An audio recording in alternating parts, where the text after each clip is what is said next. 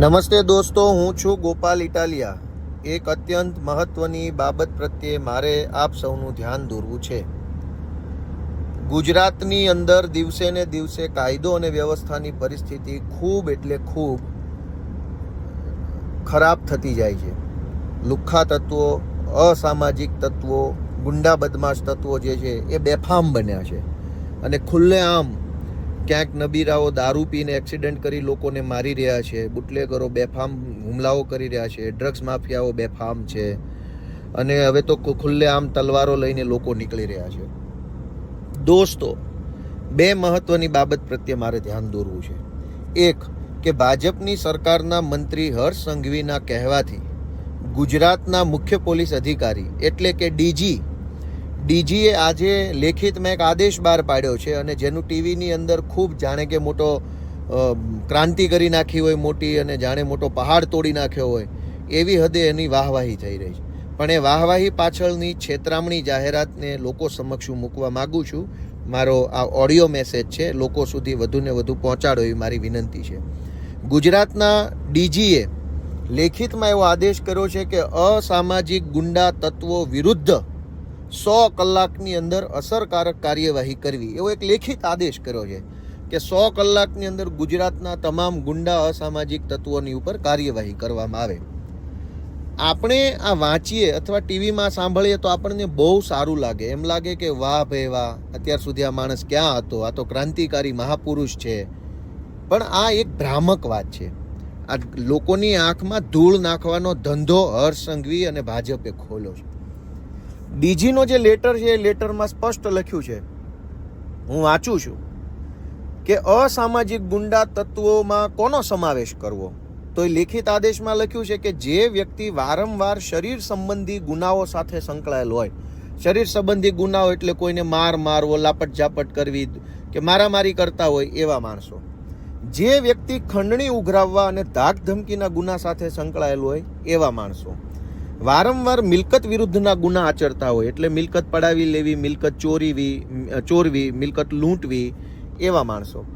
Prohibition અને જુગારના ગેરકાયદેસર ધંધો કરતા હોય એટલે કે દારૂ વેચતા હોય કે જુગાર રમાડતા કે રમતા હોય.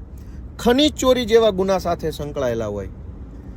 આવા પ્રકારના માણસોને 100 કલાકની અંદર પકડી અને કાર્યવાહી કરવાનો આદેશ ભાજપના ગૃહમંત્રીના કહેવાથી ડીજીપીએ આપ્યો છે. પણ આ આદેશ છે એ લોકોની આંખમાં ધૂળ નાખવાનો ધંધો છે. કેવી રીતે કે કાયદા પ્રમાણે, હું એડવોકેટ છું, કાયદા પ્રમાણે જે માણસ ઉપર ગુનો નોંધાયેલ હોય એને ગુનેગાર કહી શકાય. જેની ઉપર ગુનો જ ન નોંધાયો હોય એને ગુનેગાર કેવી રીતે કહેવાનો? તો ભાજપના રાજમાં, ભાજપ પાર્ટીમાં જોડાઈને જે લોકો ધાક ધમકી, દાબ દબાણ, ગુંડાગીર્દી કરવાનો ધંધો કરે છે એની ઉપર તો કોઈ એફઆઈઆર જ નહીં હોય. કેમ કે એમના વિરુદ્ધમાં તો પોલીસની હિંમત જ નથી કે એફઆઈઆર લઈ લે. તો જે માણસ જગ જાહેર ખુલ્લે આમ સમાજ આખાને ખબર છે કે ગુંડો છે, બદમાશ છે, હલકટ છે, પણ પોલીસના ચોપડે એક પણ એફઆઈઆર નહીં હોય, તો આ 100 કલાકમાં અસરકારક કામગીરીની ફિલોસોફી કરનાર, બોલ બચ્ચન કરનાર વ્યક્તિઓ કેવી રીતે કાર્યવાહી કરશે? ડીજીએ એના આદેશમાં લખ્યું છે કે ખનીજ ચોરીના ગુના સાથે સંકળાયેલ વ્યક્તિ ઉપર કાર્યવાહી કરવી. પણ ગુજરાતના લગભગ ખનીજ ચોરો ભાજપના માણસો છે, ભાજપ પાર્ટી સાથે સંકળાયેલા વ્યક્તિઓ છે, ભાજપના હોદ્દેદારો છે. એની ઉપર ઓન પેપર ઓફિશિયલી કોઈ ખનીજ ચોરીની એફઆઈઆર જ નહીં હોય. એફઆઈઆર જ ખનીજ ચોરીની નહીં હોય એટલે ઓન પેપર ગુનેગાર નહીં હોય. ઓન પેપર ગુનેગાર નહીં હોય તો આ 100 કલાકમાં અસરકારક કામગીરી કેવી રીતે કરવામાં આવશે?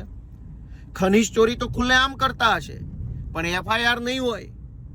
તો પોલીસની દ્રષ્ટિએ, કાયદાની દ્રષ્ટિએ જેની ઉપર એફઆઈઆર હોય એ જ ગુનેગાર અથવા અસામાજિક તત્વ છે એમ સમજી શકાય.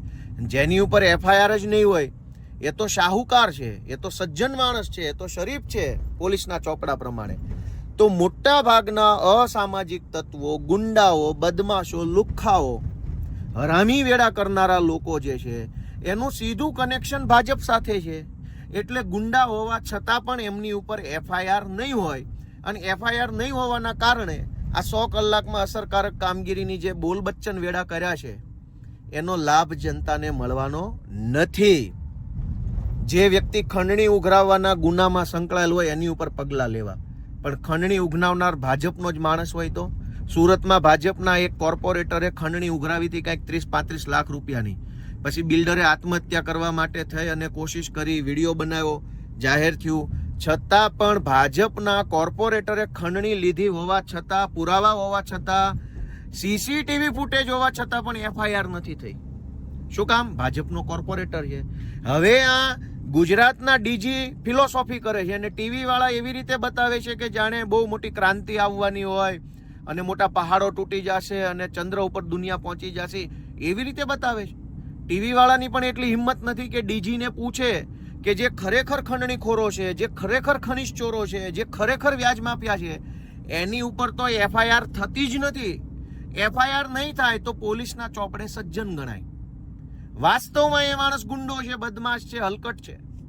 હવે આવી રીતે ગુંડાઓ ઉપર એફઆઈઆરો નથી અને નાના નાના ચપ્પલ ચોરો હોય, ચીંદી ચોર હોય, સિમ્પલ માણસ હોય, હાવ સામાન્ય ગરીબ માણસ હોય, જેને જેને જેને કહેવાય કે એની કોઈ હેસિયત ન હોય, એવો નાનો ગરીબ માણસ હશે, એને ખોટા આરોપોમાં પકડી અને 100 કલાકમાં અસરકારક એક્શનની ફિલોસોફી કરવામાં આવશે. અને વાસ્તવમાં જે ગુંડાઓ છે, વાસ્તવમાં જે ખનીજ ચોરો છે, વાસ્તવમાં જે ખંડણીખોરો છે, વાસ્તવમાં જે વ્યાજ માફિયાઓ છે, એની ઉપર તો એફઆઈઆર નહીં હોય.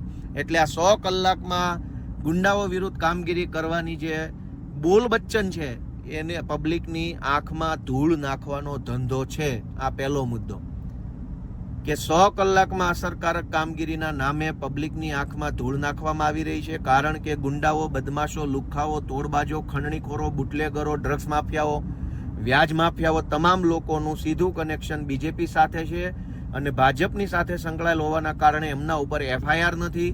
એફઆઈઆર નથી એટલે અસામાજિક તત્વો ગણાય નહીં ઓન પેપર.